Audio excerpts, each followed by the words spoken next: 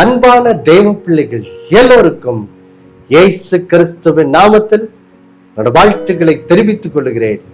பிதாவாகிய தேவனாலும் நம்முடைய கர்த்தராகிய இயேசு கிறிஸ்துவினாலும் உங்கள் எல்லோருடைய வாழ்விலும் கிருபையும் சமாதானமும் உண்டாவதாக என்று சொல்லி உங்களை வாழ்த்துவதிலே மிகுந்த மகிழ்ச்சி அடைகிறேன். தேவ பிள்ளைகளே, உங்கள் எல்லோருக்கும் அட்வான்ஸ் மேரி கிறிஸ்துமஸ் என்று சொல்லி உங்களை வாழ்த்துவதிலே நான் மிகுந்த மகிழ்ச்சி அடைகிறேன். தேவ பிள்ளைகளே, நாம் கடந்த ஓரிரு வாரங்களாக இயேசு எதற்காக இந்த உலகத்துக்குள் ஒரு பாலகனாக பிறந்தார் என்ற அந்த சத்தியத்தை, அவர் எப்படி பாவிகளை ரட்சிக்கும்படிக்கே இந்த உலகத்துக்குள் வந்தார் என்ற அந்த சத்தியத்தை நாம் லூக்கா 15ஆம் அதிகாரத்திலிருந்து இயேசு சொன்ன அந்த ஓமைகளிலிருந்து நாம் கற்றுக்கொண்டு வருகிறோம். நாம் கடந்த வாரத்திலே நாம் தெளிவாக ஒரு காரியத்தை தியானித்தோம். அது என்ன, எப்படி நம்ம ரட்சிக்கப்படுவதற்கு முன்பாக நம்முடைய வாழ்வு, நம்முடைய பாவ நிலை, நாம் பாவத்தில் விழுந்து கிடந்தோமே, அதை விளங்க வைப்பதற்கு இயேசு இரண்டு பட விளக்கத்தை சொல்லுவதை நாம் பார்த்தோம். அது என்னது, நாம் காணாமல் போன ஆடுகளா இருந்தோம், அடுத்தது காணாமல் போன காசா என்ன செய்தோ இருந்தோம். அதனுடைய அர்த்தத்தை எல்லாம் பார்த்தோம். எப்படி ஆடு என்பது பாருங்க, புத்தி இல்லாம மெய்ப்பனுடைய வழி நடத்துதலை பின்பற்றாமல் சில நேரம் சுற்றி பார்க்கிற புல்லை பார்த்தவுடன் மேய்ப்பனுடைய வழி நடத்துதலை மீறி தன்னந்தனியா அது மந்தையை விட்டு ஓடி விடுகிறது. அப்படிதான் நம்மளும் இருந்தோம். மெய்ப்பனாகிய நம்முடைய தேவன் நம்மை நடத்துகிற பாதையில நாம் நடக்காம இந்த உலகத்தின் இச்சைகளை பார்த்து இழுக்கப்பட்டு நாம் வழி விலகி என்ன செய்தோம், போனோம். அவனவன் தன் வழியிலே போனோம். அடுத்தது காணாமல் போன காசை போல எப்படி நாம் பார்த்தோம். அந்த காசு என்பது பாருங்க, அது ஒரு ரோம நாணயம். அதில் ரோம பேரரசனுடைய முத்திரை இருந்தது. அது மட்டும் இல்லை, அது அந்த ஸ்திரீயினுடைய, அவள் திருமணமானவள் என்ற ஒரு அடையாளமாக அந்த 10 வெள்ளிக்காசு இருந்தது. ஆனா அதில் ஒன்று காணாமல் போனும்போது அவள் தன்னுடைய அடையாளத்தை அது இழந்து போயிருக்கும். அந்த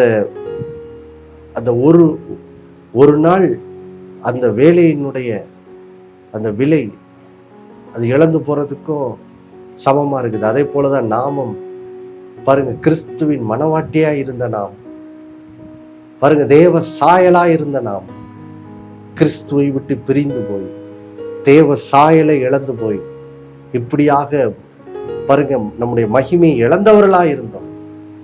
ஆனால் இப்படி இருந்த நம்மை தான் எப்படி இயேசு ரட்சிக்கும்படி, எப்படி தேவாட்டுக்குட்டியா இந்த உலகத்துக்குள் வந்து நம் எல்லாருடைய பாவத்தையும் தாமே சுமந்து நமக்காய் அவர் அடிக்கப்பட்டு 3ஆம் நாள் அவர் மரித்து 3ஆம் நாள் உயிர் தெழுந்து இப்போ பாருங்க கர்த்தரை விட்டு விலகி போன நம்மை திரும்பவும் தேவ சமூகத்துக்குள் கொண்டு வர முடியும்.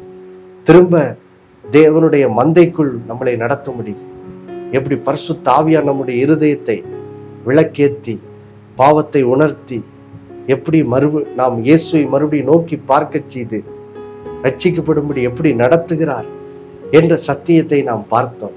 தேவ பிள்ளைகளே, இந்த நாளில் தொடர்ந்து நாம் அந்த சத்தியத்தை தியானிக்கலாம். பாருங்க, லூக்கா 15ஆம் அதிகாரம்.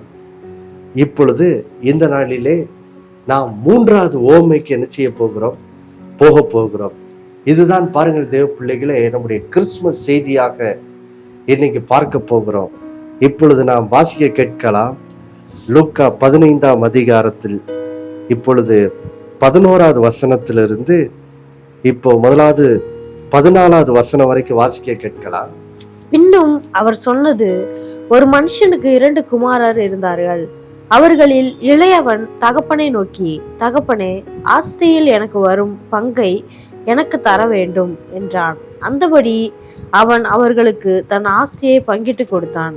சில நாளைக்கு பின்பு இளைய மகன் எல்லாவற்றையும் சேர்த்து கொண்டு தூர தேசத்துக்கு புறப்பட்டு போய் அங்கே துன்மார்க்கமாய் ஜீவனம் பண்ணி தன் ஆஸ்தியை அழித்து போட்டான். எல்லாவற்றையும் அவன் செலவழித்த பின்பு அந்த தேசத்திலே கொடிய பஞ்சம் உண்டாயிற்று. அப்பொழுது அவன் குறைவுபட தொடங்கி. பாருங்கள் தேவ பிள்ளைகளே, இங்கே பாவத்திலே விழுந்து போன மனுஷனுடைய வாழ்க்கை எப்படி இருக்கிறது என்பதை குறித்த இன்னொரு பட விளக்கத்தை இயேசு கொடுக்கிறார். அது என்னது? ஒரு குடும்பத்துல 2 குமாரர்கள் இருந்தார்கள். இளைய குமாரன் பாருங்க, இங்க எப்படி தகப்பனை விட்டு பிரிந்து பாவத்தினால் எப்படி இழந்து போகிறான் என்ற அந்த அந்த பட விளக்கத்தை வைத்து நாம எப்படி பாவத்தினால் இயேசுவை ஏற்றுக்கொள்வதற்கு முன்னாடி எப்படி நம்முடைய வாழ்வின் நிலை எப்படி இருந்தது என்பதை இங்கே இயேசு விளக்குகிறார். பாருங்கள் தேவ பிள்ளைகளே, இங்கே ஒரு தகப்பனுக்கு 2 குமாரர்கள் இருந்தார்கள். பாருங்க, இது எல்லாமே இயேசு கிறிஸ்து அன்றைக்கு அவர் வாழ்ந்த அந்த யூத சமுதாயத்தில் உள்ள நடைமுறை வாழ்க்கையை வச்சு இங்க பேசுகிறார். பாருங்க, அப்போ ஒரு தகப்பனுக்கு 2 குமாரர்கள் இருக்கிறார்கள். இப்போ இளைய குமாரன் தகப்பனிடத்துல வந்துட்டு சொத்துல எனக்குரிய பங்கு கொடுங்க அப்படின்னு சொல்லி என்ன செய்யறான்? கேட்கிறான். பாருங்கள் தேவ பிள்ளைகளே, இயேசுவின் நாட்களிலே வாழ்ந்த அந்த யூத சமுதாயத்துல ஒரு ஒரு ஒரு பையன் அவங்க அப்பா கிட்ட வந்து, அப்பா இறக்குறதுக்கு முன்னாடியே எனக்குரிய சொத்து பங்கை கொடுங்க அப்படின்னு கேட்பது அது எவ்வளவு மோசமானதா.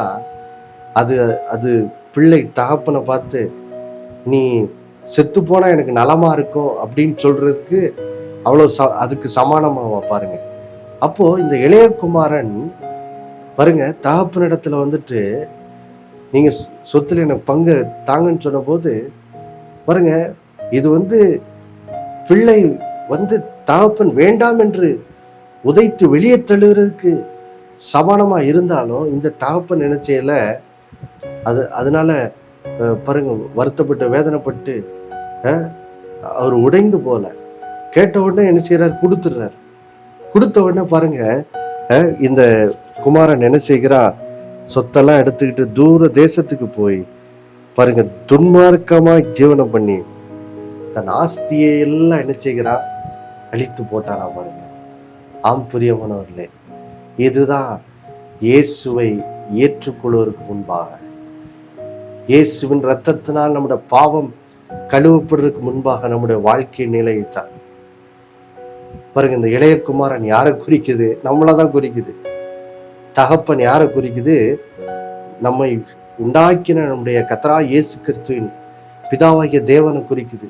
பாருங்க, இந்த பூமி உலகம், நம்ம சுவாசிக்கிற காற்று, இந்த உலகத்துல நம்ம அனுபவிக்கிற எல்லா நன்மைகளும் யாருடையது? எல்லா கர்த்தருடையது. அப்போ யோசிச்சு பாருங்க, எல்லாமே கர்த்தர் உண்டு பண்ணதுதான். ஆனா இன்னைக்கு நம்ம என்ன பண்றோம்? கர்த்தர் நமக்கு கொடுத்திருக்கிற அந்த நன்மைகளை வைத்து கொண்டு நம்ம என்ன செய்யறோம்? நன்மையை மட்டும் நான் வச்சுக்கிறேன், ஆனா தகப்பன் எனக்கு என்னது வேண்டாம், இதை உண்டாக்கி நமக்கு தந்த தேவன் எனக்கு வேண்டான்னு சொல்லி நம்ம என்ன பண்ணிடுறோம்? மனுஷன் என்ன பண்ணிடுறோம்? அவரை தூர தள்ளிடுறோம். தேவன்லாம் எனக்கு வேண்டாம், நான் இஷ்டப்படி வாழ்ந்துக்கிறேன் சொல்லி பாருங்க, உலகத்தில் உள்ள சகல இச்சைகளுக்கும் அடிமைப்பட்டு பாருங்க, அப்படியே நீங்க மனுஷன் தன்னைத்தான் என்ன செய்கிறான்? இந்த இளைய குமாரனை போலதான் என்ன செய்யறான்? கெடுத்து கொள்ளுகிறான். இதுதான் நம்முடைய வாழ்க்கையின் நிலையாய் பாருங்க ரட்சிக்கப்படுறதுக்கு முன்னாடி என்ன செய்து இருந்தது. பாருங்க, அப்போ யோசிச்சு பாருங்க, இப்படி தகப்பனை விட்டு பிரிந்து போகும்போது கடைசியில பாருங்க இந்த இளைய குமாரோட வாழ்க்கை எந்த அளவுக்கு பரிதாபமாய் விடுகிறது பாருங்க. தொடர்ந்து நம்ம வாசி கேட்கலாம். லூக்கா 15ஆம் அதிகாரத்திலே 15வது வசனத்துல இருந்து. அந்த தேசத்துக்கு குடிகளில் ஒருவனிடத்தில் போய் ஒட்டி கொண்டான். அந்த குடியானவன் அவனை தன் வயல்களில் பன்றிகளை மேய்க்கும்படி அனுப்பினான். அப்பொழுது பன்றிகள் தின்கிற தவிட்டினாலே தன் வயிற்றை நிரப்ப ஆசையாயிருந்தான். ஒருவனும் அதை அவனுக்கு கொடுக்கவில்லை. பாருங்க, இப்போ பாருங்க, இந்த இளையகுமாரன் தூர தேசத்துல போய் துன்மார்க்கமா வாழ்றான். சொத்தெல்லாம் இப்போ அழிஞ்சு போச்சு. இப்போ திடீரென்று என்ன செய்யுது, தேசத்துல பஞ்சம் வந்துடுது. வந்த உடனே இப்போ ஆனா அவன் கையில என்ன இல்லை, ஒரு காசு கூட இல்லை, எல்லாம் செலவழிஞ்சு போயிடுச்சு. கடைசியில பாருங்க, அந்த தேசத்தின் குடிகளில் ஒரு இடத்துல போய் என்ன செய்யறான், ஒட்டி கொள்றான். கடைசியில அவன் போய் இவனை என்ன பண்றான், தன்னுடைய பன்றிகளை மேய்க்கும்படி என்ன செய்கிறான், அனுப்புகிறான்.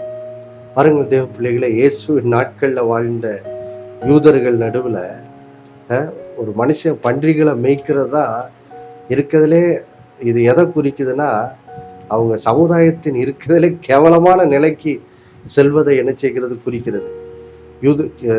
யூதர்கள் நடுவிலே பன்றிகள் என்பது ஒரு ரொம்ப அசுத்தமான, அது ஒரு அசுத்தத்தை குறிக்கிறது பாருங்க. அப்போ இந்த இளைய மகன் இருக்கிறதுலேயே மிக வெட்கப்பட்ட நிலைக்கு இவன் வாழ்க்கை என்ன செய்யப்பட்டது, தள்ளப்பட்டது பாருங்க. ஆம் பிரியமானவர்களே, நீங்களும் நானும் கூட இப்படித்தானே நம்மளோட வாழ்க்கை பாருங்க. ஆண்டவரை வார்த்தைக்கு கீழ்ப்படியாம நம்ம இதுக்கு முன்னே வாழ்ந்த போது, அல்லது ஒருவேளை இப்பொழுது கூட நீங்க சிலர் இதை கேட்டுக்கொண்டு அப்படி வாழ்ந்து கொண்டிருக்கலாம். ஆண்டவரா இயேசுவின் வார்த்தையை கேளாமல் அவரை வெளியே தள்ளிவிட்டு, ஆனால் அவர் உண்டாக்கின இந்த பூமியில உண்டாகிற பல நன்மைகள் அதெல்லாம் அனுபவிச்சுட்டு, ஆனா ஆண்டவர் மட்டும் வேண்டான்னு வெளியே தள்ளும் போது என்ன ஆகுது பாருங்கள் தேவ பிள்ளைகளே. நம்மை உண்டாக்கிய தேவன் வேண்டாம், ஆனா அவர் இந்த உலகத்தில் கொடுத்திருக்க நன்மைகள் மட்டும் வேண்டும் என்று சொல்லும் போது அது எப்படி இருக்குதுன்னா, யோசித்து பாருங்க. ஒரு செடி இருக்கு, அந்த செடி பூமியில நட்டப்பட்டிருக்க வரைக்கும் தான் அதுக்கு ஜீவன். இப்போ ஒரு செடியை நீங்க மண்ணுல இருந்து புடிங்கி எடுத்துட்டீங்கன்னா கொஞ்ச நேரம் அது பச்சையா இருந்தமா இருக்கும், ஆனா அது கொஞ்ச நேரத்துல அது என்ன செய்யறோம், பட்டு போயிடும். அதே போலதான் மனுஷன் பாருங்க. ஒருவேளை நம்மை உண்டாக்கிய தேவன் வேண்டாம் அப்படின்னு சொல்லி வெளியே தள்ளிட்டு, ஆனா அவர் கொடுத்த பூமியில் உள்ள நன்மைகள் மட்டும் எனக்கு வேணும் அப்படின்னு சொல்லி அவன் தேடி வாழும் போது இது எப்படி இருக்குன்னா, பூமியிலேருந்து எடுக்கப்பட்ட செடியை போலதான். கொஞ்ச நாள் வாழ்க்கை நல்லா போன மாதிரி இருக்கும் பாருங்க, ஆனால் எப்படி அந்த மண்ணிலிருந்து பிடுங்கப்பட்ட செடி முடிவில் அது எப்படி பட்டு போக ஆரம்பிக்குதோ, அதை போல பாருங்க அந்த மனுஷனோட வாழ்க்கை பட்டு போக ஆரம்பிச்சிருது. அப்படிதான் இங்க நடக்குது. இந்த இளையகுமாரன் தகப்பன் வீட்டுல இருக்கிற வரைக்கும் பாருங்க, அவன் வாழ்விலே எல்லாவித நன்மைகள் பெற்றவனா இருந்தான். ஆனா எப்போ தகப்பனை விட்டு பிரிந்து போனானோ, கொஞ்ச நாள் நல்லா இருந்துச்சு, ஆனா முடிவில் வாழ்க்கை எல்லாம் பட்டு போய் கடைசியில பாருங்க மிக கேவலமான நிலைக்கு, வெட்கப்பட்ட நிலைக்கு அவன் வாழ்க்கை தள்ளப்பட்டது பாருங்க. நம்ம கூட ஆண்டவர் வேண்டாம், ஆனா அவர் தருகிற நன்மை மட்டும் போதும்னு சொல்லி அனுபவிக்கும் போது அது ஒரு நாள் நம்ம வாழ்க்கையை விட்டு என்ன செய்கிறோம், இந்த நன்மைகள் எல்லாம் நம்ம வாழ்க்கையை விட்டு போயிடும். ஏன்? அதை கொடுத்தது ஆண்டவர். அப்ப ஆண்டவர் இல்லாம அவருடைய நன்மைகளை நம்மளால என்ன செய்ய முடியாது, அனுபவிக்க முடியாது. ஆண்டவர் இயேசு நம்ம வாழ்க்கையில இருந்தாதான் பாருங்க பூமியில அவருடைய ஆசீர்வாதங்களை அனுபவிக்க முடியும். ஆண்டவர் வேண்டாம்னு சொல்லிட்டு ஆசீர்வாதம் மட்டும் வேணும்னு சொன்னா அது ரொம்ப நாள் என்ன செய்யாது, நீடிக்காது பாருங்க. கடைசியில பாருங்க அப்படி ஆண்டவரை வெளியே தள்ளிட்டு நன்மைகளை மட்டும் அனுபவிக்கலாம்னு சொல்லி நினைச்சு வாழப்போது ஒரு நாள் எல்லா நன்மைகளும் கையை விட்டு போயிடுது. வாழ்க்கை வெட்கப்பட்ட நிலைக்கு என்ன செய்யுது, தள்ளப்பட்டுருது பாருங்க. இதுதான் ஆண்டவர் இயேசு இல்லாத ஒரு வாழ்க்கை. அப்போ யோசிச்சு பாருங்க, இப்படிப்பட்ட அந்த வெட்கப்பட்ட நிலையிலிருந்து நம்மை ரட்சிக்கும்படிதான் இயேசு சிலுவையில நம்முடைய வெட்கத்தை என்ன செய்தார், சுமந்து கொண்டார். தேவ பிள்ளைகளே, வாசிக்க கேட்கலாம் பாருங்க. ஏசாயா 53ஆம் அதிகாரம், எல்லாரும் நாம் செல்வோம். ஏசாயா 53ஆம் அதிகாரம் 3வது வசனம் மற்றும் 4-5 வசனங்களை வாசிக்க கேட்கலாம். அவர் அசட்டை பண்ணப்பட்டவரும் மனுஷரால் புறக்கணிக்கப்பட்டவரும் துக்கம் நிறைந்தவரும் பாடு அனுபவித்தவருமாயிருந்தார். அவரை விட்டு நம்முடைய முகங்களை மறைத்து கொண்டோம். அவர் அசட்டை பண்ணப்பட்டிருந்தார், அவரை எண்ணாமல் போனோம். மெய்யாகவே அவர் நம்முடைய பாடுகளை ஏற்றுக்கொண்டு நம்முடைய துக்கங்களை சுமந்தார். நாமோ அவர் தேவனால் அடிக்கப்பட்டு வாதிக்கப்பட்டு சிறுமைப்பட்டவர் என்று எண்ணினோம். நம்முடைய மீறுதல்களின் நிமித்தம் அவர் காயப்பட்டு நம்முடைய அக்கிரமங்களின் நிமித்தம் அவர் நொறுக்கப்பட்டார். நமக்கு சமாதானத்தை உண்டு பண்ணும் ஆக்கினை அவர் மேல் வந்தது, அவருடைய தழும்புகளால் குணமாகிறோம். ஆம் பிரியமானவர்களே, இந்த இளைய குமாரன் பாருங்க செய்த பாவத்துக்காக மட்டும் இல்லை, இளைய குமாரனை போல பாருங்க இதுக்கு முன்னாடி நம்ம பாவம் செய்து அழிந்து போனோம். வாழ்க்கையின் அது நிமித்தம் மிகுந்த வெட்கமான நிலைக்கு நம் வாழ்க்கை தள்ளப்பட்டது.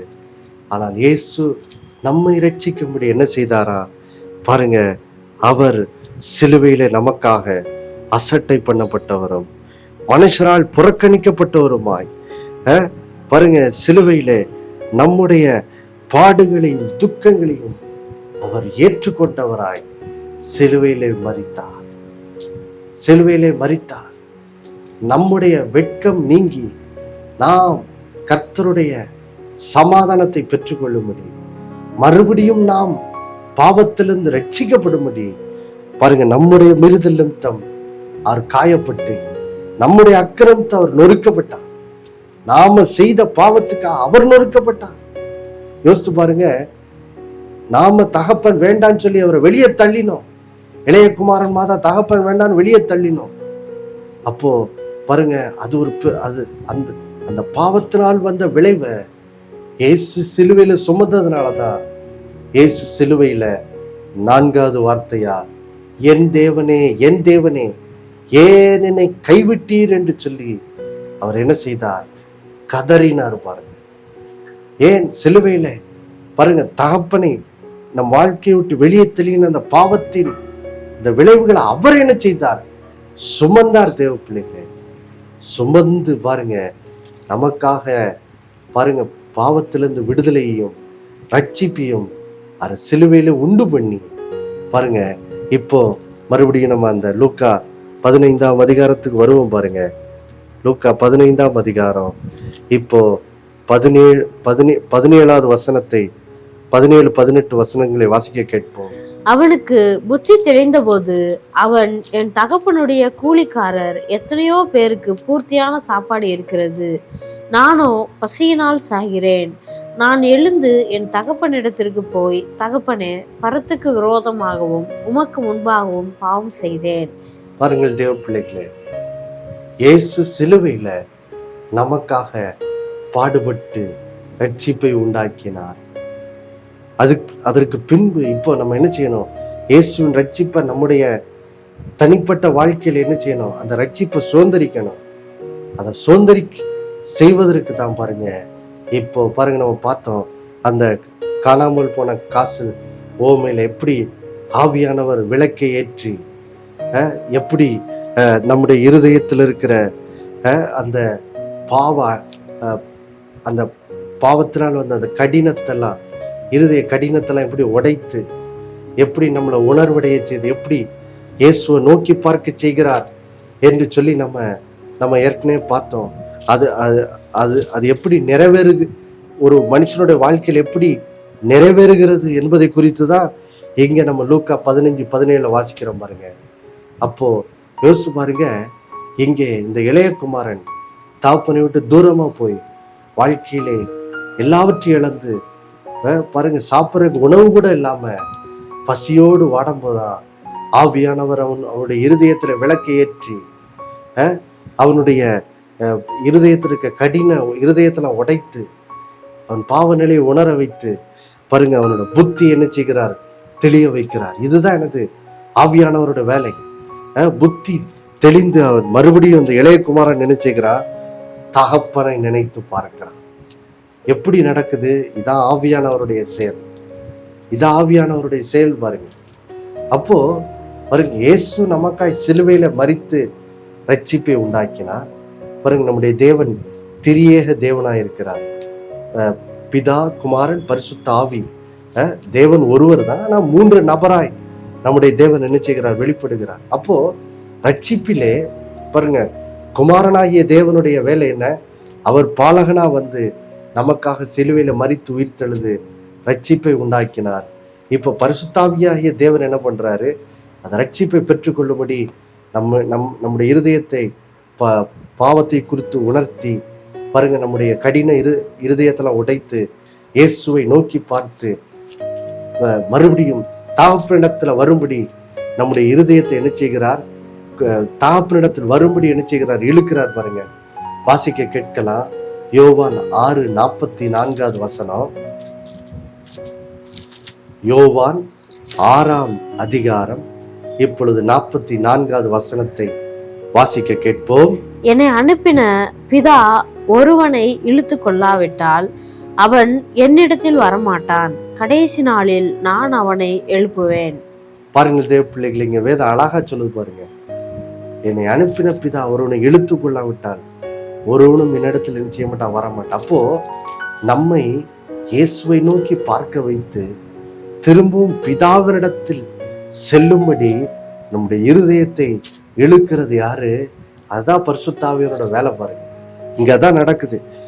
இந்த இளையகுமாரோட புத்தி தெளிந்து திரும்ப தகப்பனை யோசித்து பார்க்கிறான். தகப்பனுடைய வீட்டில் இருக்கும் நிலைய யோசித்து பார்க்கிறான்.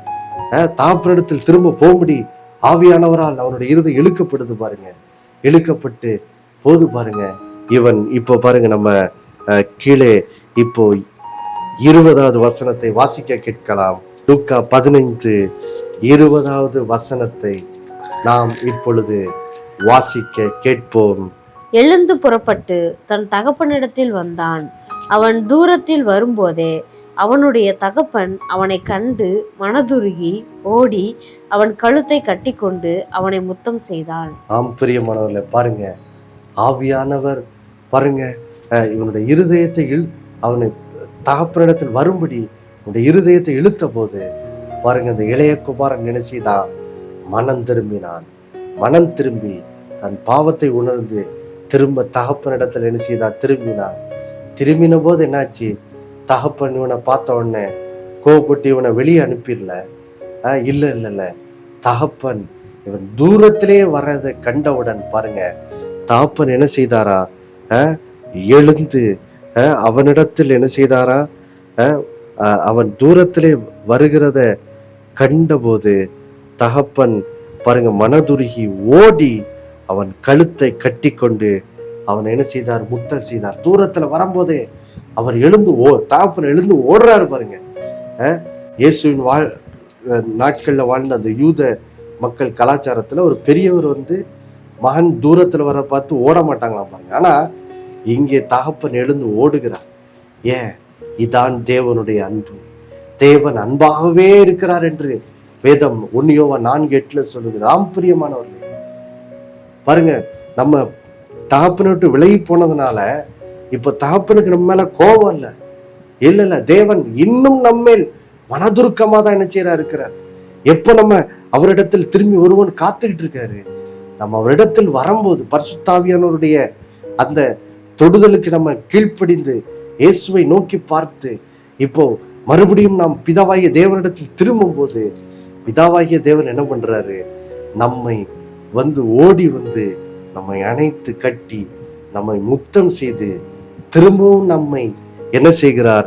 தம்முடைய குடும்பத்திலே வேதம் சொல்லுகிறது. கீழே பாருங்க, இப்போ நம்ம 22வது வாசிக்கும் போது தகப்பன் தன் ஊழியக்காரரை நோக்கி, லூக்கா 15:22 வாசிக்கிறேன். அப்பொழுது தகப்பன் தன் ஊழியக்காரரை நோக்கி, நீங்கள் உயர்ந்த வஸ்திரத்தை கொண்டு வந்து இவனுக்கு உடுத்தி இவன் கைக்கு மோதிரத்தையும் கால்களுக்கு பாதரட்சைகளையும் போடுங்கள்னு சொல்றாரு. அது என்ன அர்த்தம்? எப்போ நம்ம தகப்பனிடத்துல வர்றோமோ அப்போ தகப்ப நம்மை கட்டி அணைத்து முத்தமிட்டு மறுபடியும் நமக்கு என்ன செய்கிறார்? இயேசுவினுடைய நீதியின் நம்முடைய பாவ அழுக்கு வஸ்திரத்தை களைந்து போட்டு நமக்கு இயேசு கிறிஸ்துவனுடைய அந்த நீதியின் வஸ்திரத்தை நமக்கு கொடுத்து நம்ம கையில மோதிரத்தை மாட்டி, அப்படின்னா என்ன அர்த்தம்? திரும்பவும் தகப்பன் நம்மை வேலைக்காரனா தம்முடைய குடும்பத்துக்குள்ள நம்மளை சேர்க்கல. ஏன்னா இளையமானா தான் கேட்டான், என்ன உம்முடைய வீட்டுல ஒரு வேலைக்காரனா வச்சுக்க போதும் அப்படிங்க. ஆனா தகப்பன் சொல்ல, இல்ல திரும்பவும் உன்னை நான் என் மகனாவே என் குடும்பத்தில் என்ன செய்கிறேன், சேர்த்து கொள்கிறேன் சொல்லி சேர்த்து கொண்டு அவனுடைய கால்களுக்கு பாதரட்சியை போட்டு அதன் மூலம் சொன்னாரு, எப்பா இனி நீ அடிமை அல்ல, இனி நீ பாவத்துக்கும் சாபத்துக்கும் பிசாசுக்கும் அடிமை அல்ல, நீ விடுதலையாக்கப்பட்டவன், நீ இப்போ சுயாதீனன், நீ விடுதலையாக்கப்பட்டவன் என்று சொல்லி விடுதலையாக்கப்பட்டவனாய் திரும்பவும் மகனாக தகப்பன் அந்த குமாரனை சேர்த்து கொண்டார். அதே போலதான் நம்மையும் தேவன் பாருங்க, நாமும் ஆண்டோடைய சத்தத்தை கேட்டு மனம் திரும்பி தகப்பனிடத்தில் திரும்பும் போது நாம் திரும்பவும் தேவனுடைய வீட்டில் பாருங்க அடிமையாக அல்ல, வேலைக்காரனாக அல்ல, நம்மை திரும்ப அவருடைய மகனாவே நம்ம என்ன செய்கிறார், சேர்த்து கொள்ளுகிறார். தேவ பிள்ளைகளே, இதுதான் பாருங்க தேவனுடைய அன்பு, இதுதான் கிறிஸ்துமஸ் நற்செய்தி. இயேசு எதற்காக திரும்பவும் பாலகனா, எதுக்கு 2000 ஆண்டுகளுக்கு முன்பாக பாலகனாக இந்த உலகத்துக்குள் வந்தார்? இதுக்காகத்தான் பாவத்திலே அழிந்து போன நம்மை பாருங்க நமக்காக சிலுவையிலே ரட்சிப்பை உண்டாக்கி, ரத்தம் சிந்தி ரட்சிப்பை உண்டாக்கி, பரிசுத்த ஆவியினால் மறுபடியும் நம்மை தகப்பனிடத்தில் வரும்படி நம்மை கண்டித்து உணர்த்தி, இப்போ தகப்பனிடத்தில் நம்ம திரும்ப வந்த போது நம்மை தேவனோட வீட்டில் மகனாவே என்ன செய்தார், சேர்த்து கொண்டார். ஒருவேளை நீங்க இந்த நாளிலே இன்னும் இந்த ரட்சிப்பின் ஆசீர்வாதத்தை பெறாம இருந்தீங்கன்னா, இந்த நாளிலே இயேசுவின் நாமத்தை கூப்பிட்டு இந்த இளைய குமாரனை போல திரும்பவும் தேவனோட வீட்டில் மகனாக நீங்கள் ஏற்றுக்கொள்ளப்படுற ஆசீர்வாதத்தை பெற்றுக்கொள்ளுங்கள். ரட்சிக்கப்பட்டிருந்தா எப்படி நம்ம ரட்சிப்புல என்ன ஆசீர்வாதம் பெற்றோம் என்பதை உணர்ந்து இந்த கிறிஸ்துமஸ் காலத்திலே இந்த கிறிஸ்துமஸ் பண்டிகை கொண்டாடும் போது கர்த்தரை துதியுங்கள். நாம் ஜெபிப்போம். அன்புள்ள பிதாவே, இயேசுவின் நாமத்தினாலே இந்த நாளிலே இந்த இளையகுமாரன் ஓமையின் மூலமாக ஆண்டவரே எதற்காக இயேசு இந்த உலகத்துக்குள் வந்தார் என்ற சத்தியத்தை தெளிவாக கற்றுக்கொண்டோம்.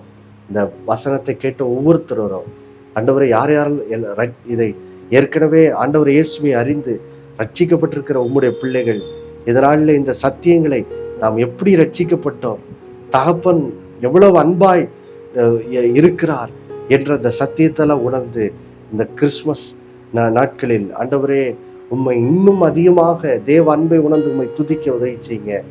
ஒருவேளை யார் இன்னும் இந்த இயேசுனால் உண்டான ரட்சிப்பின் ஆசீர்வாதத்தை பெறாமல் இருக்கிறாங்களோ, இதனாலே பரிசுத்த ஆவியானவருடைய தொடுதலுக்கு அவங்க கீழ்ப்படிந்து இயேசு மேல் விசுவாசம் வைத்து திரும்ப தகப்பனிடத்தில் திரும்பவும், அதன் மூலம் அவர்கள் தேவனுடைய மகனாக மாற்றப்படுகிற அந்த ஆசீர்வாதத்தை பெற்றுக்கொள்ளுவோம்.